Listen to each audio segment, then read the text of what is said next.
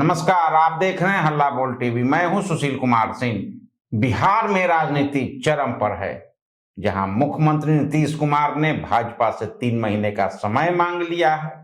वहीं नेता प्रतिपक्ष तेजस्वी यादव ने झारखंड के धनबाद के एक रिजॉर्ट में गुप्त मीटिंग की है।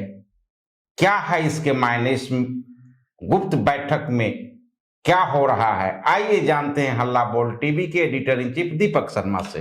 ये बिल्कुल सही बात है सुशील जी। तेजस्वी यादव, बिहार विधानसभा में नेता प्रतिपक्ष तेजस्वी यादव झारखंड के धनबाद के गोविंदपुर, झारखंड में धनबाद कोयला नगरी और धनबाद के गोविंदपुर के एक रिजॉर्ट में उन्होंने कुछ मीटिंग की है और यह मीटिंग कल हुई है।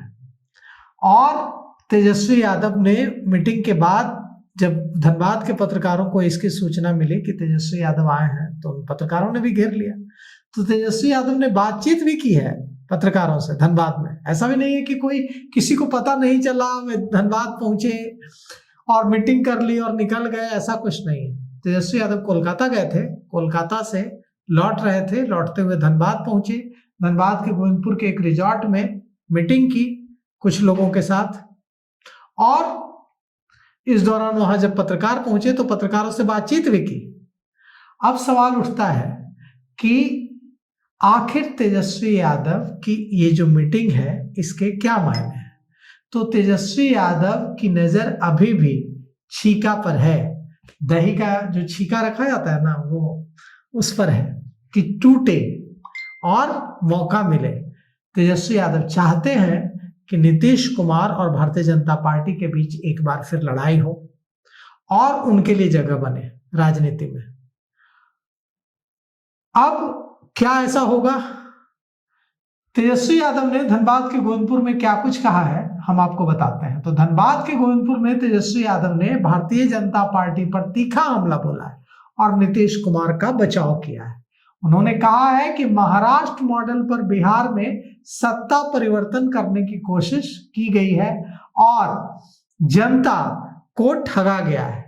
उन्होंने शनिवार की शाम यानी कल शाम तेजस्वी यादव झारखंड के धनबाद के गोविंदपुर पहुंचे, एक रिजॉर्ट में मीटिंग की कुछ लोगों के साथ। जीटी रोड धनबाद के कोलकाता से पटना लौट रहे थे कल शाम। गोविंदपुर में जीटी रोड के एक रिजॉर्ट में कुछ घंटे के लिए रुके, कुछ मीटिंग की कुछ लोगों के साथ, और जब पत्रकार पहुंचे तो पत्रकारों के सवालों का जवाब भी दिया और कहा कि महाराष्ट्र की तर्ज पर बिहार में सत्ता परिवर्तन का खेल चल रहा है। और यह भी कहा कि अगर जनता दल यूनाइटेड अभी नहीं जागा तो भारतीय जनता पार्टी धीरे धीरे करके जनता दल यूनाइटेड को खत्म कर देगी, पहले कमजोर करेगी और फिर धीरे धीरे करके खत्म करेगी। और भारतीय जनता पार्टी जनता दल यूनाइटेड को खत्म करने की साजिश रच रही है। यह भी कहा कि भाजपा रबर स्टैंप मुख्यमंत्री चाहती है और इसीलिए नीतीश कुमार को राज्यसभा भेजने की कोशिश हो रही है, उन्हें भेजने की तैयारी है। और यहाँ एक रबर स्टैंप मुख्यमंत्री बनाने की कोशिश है जो कि सीधे सीधे प्रधानमंत्री नरेंद्र मोदी से ऑर्डर ले, सीधे सीधे अमित शाह से ऑर्डर ले। और उन्होंने यह भी कहा कि राज्यसभा चुनाव में हमारे साथ छल हुआ, इससे जदयू को खुश नहीं होना चाहिए। यह समझ लेना चाहिए कि छल करना भारतीय जनता पार्टी की आदत है और हमारे साथ छल हो रहा है तो जदयू के साथ भी छल हो रहा है। जनता दल यूनाइटेड को तोड़ लिया जाए। और उन्होंने यह भी कहा कि आप सोचिए कि इतनी देर तक बातचीत की लेकिन एक शब्द भी नीतीश कुमार के खिलाफ तेजस्वी यादव ने नहीं कहा। तेजस्वी यादव ने नीतीश कुमार का बचाव किया। तेजस्वी यादव ने नीतीश कुमार को विक्टिम की तरह पेश किया और उन्हें सावधान करने की कोशिश की, जदयू को सावधान करने की कोशिश की। अब आते हैं कि मीटिंग पर, कि मीटिंग किसके साथ की। तो राष्ट्रीय जनता दल झारखंड में जो सरकार चल रही है, हेमंत सोरेन सरकार, उसमें शामिल है। राष्ट्रीय जनता दल के मंत्री हैं झारखंड में, वहां जो सरकार है उसमें तेजस्वी यादव भागीदार हैं। तो अगर तेजस्वी यादव जीटी रोड से गुजरेंगे, धनबाद के गोविंदपुर से गुजरेंगे, तो मीटिंग तो होगी। तो मीटिंग हुई, अपने जो उनके लोग हैं झारखंड में, खासकर धनबाद में, उनके साथ मीटिंग हुई।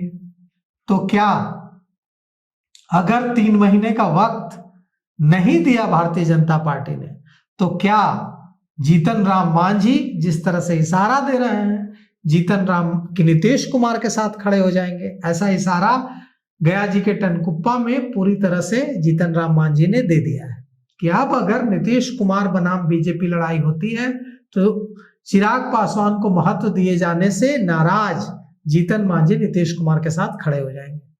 तो 5 और विधायक बढ़ जाएंगे, तेजस्वी यादव के 25 विधायक, जीतन राम मांझी के 5 विधायक, हो गए 30 विधायक, और नीतीश कुमार के 85 विधायक, एआईएमआईएम के 5 विधायक, और कांग्रेस के मान लीजिए 2-3 माइनस भी कर दे तो 3 विधायक, आईपी गुप्ता हो गए, बसपा के विधायक सतीश यादव हो गए जिन्होंने वोटिंग किया एडी सिंह के पक्ष में। इससे साफ है कि उनका एनडीए की तरफ जाने का कोई इरादा नहीं है। तो कुल, वो तो अकेले विधायक थे, वे चाहते तो कर सकते थे क्रॉस वोटिंग। तो कुल मिलाकर के एकदम साफ है कि अगर भारतीय जनता पार्टी ने नीतीश कुमार को 3 महीने का वक्त नहीं दिया तो नीतीश कुमार कोई खेल कर सकता है।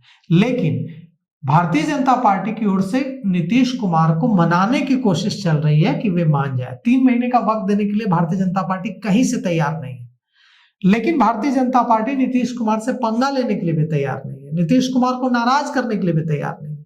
तो भारतीय जनता पार्टी की कोशिश है कि नीतीश कुमार को इसके लिए मना लिया जाए कि वे अपना राज्यसभा का कार्यकाल शुरू होने से पहले इस्तीफा दे दें।